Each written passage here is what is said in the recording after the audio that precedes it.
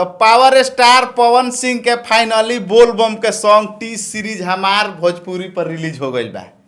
जो भाई एगो बात हम तार लोग बता दी कि ऐसन गाना तू लोग सुने खातिर माने जैसे कि ना होला पवन सिंह पिछला साल गइले बड़न ठीक बा पिछला साल, लेकिन अभियो लागत कि भाई नए जो है वो गाना है ठीक है। ई गाना अकेले सब गाना पे भारी है कैसे कि प्योर भक्ति असली भक्ति पवन सिंह वैसे भी भैया भक्ति के राजा हम ठीक बा। अब पवन सिंह के आगे केहू भक्ति में टिक जाओ तो मानिए नहीं सकत हम। एक और बात हम बता दी भाई कि पावर स्टार पवन सिंह के जौन गाना आइल बा, बहुत लोग के स्टार लोग के गाना भोजपुरी में आइल बा, पहले से आइल बा, लेकिन ई चीज ई रिस्पांस केहू का नहीं मिल पहले सारा लोग इंतजार करता ला यार कब पवन भैया गाना आई, कब पवन भैया के गाना आई, लेकिन पवन सिंह के गाना आवते एगो बात कहला कि बिना पवन चली कौन, तो यही से चली पवन तो रोकी कौन, तो यही से इंतजार करता लोग कि आओ पवन सिंह के गाना आओ कि हमनियो कुछ वही में से चाटल पाटल मिल जाओ कि ना भैया का कहे रे गाना के बारे में। लेकिन एक और बात हम बता दी भैया कि ये साल के गाना ना हो, अगला साल के गाना हो, ओकरा बावजूद इतना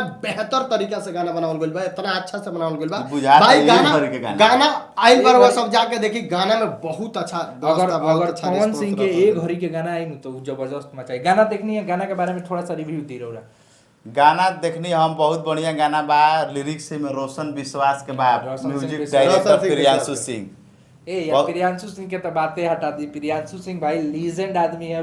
हे उम्र में आके एकदम माने पूरा भोजपुरी इंडस्ट्री में खलबली मचैले बड़न एगो माने लेजेंडे कर सकेला। लेकिन एक और बात हम बता दी जी, ये गाना के अगर वो सब जाके देखें तो एगो फील में आई जेमे कि मतलब पवन सिंह के साथे संजय वर्मा नाम है, संजय वर्मा छोटे बाबा, जब भी ये टाइप के गाना रहेला तो ई लोग दोनों जना के जरूर रखेले। ई चीज हमरा पवन सिंह के साथ बहुत अच्छा लगे ना। पवन सिंह सब के ऊपर ध्यान देलो ना, सब के ऊपर रखलन। लेकिन एगो बात हम तार लोग बता दी कि देखो बहुत लोग गाना गइलस कि मजनुआ चाहे मजनुआ से घर में जाए, हां चाहे गांजा पी के चलते चलावत रहो गड़िया, ए टाइप के बहुत लोग गाना गइलस। लेकिन असली भक्ति चीज का होला ठीक बा, हमनी के संस्कृति हमनी के जौन समाज बा असली भक्ति चीज है। जैसे कि अब ड्राइवर लोग बा तो वो गाना बजा ली ठीक बा, पियकर लोग बा तो वो गाना बजा ली। लेकिन अगर सब परिवार में वो गाना बजबे, अगर सुबेरे सुने के बा, अगर सुबेरे गाना बजावे तब गांजा दारू भांग हुए बजाए तो वो बेरा गाना आई सिंपल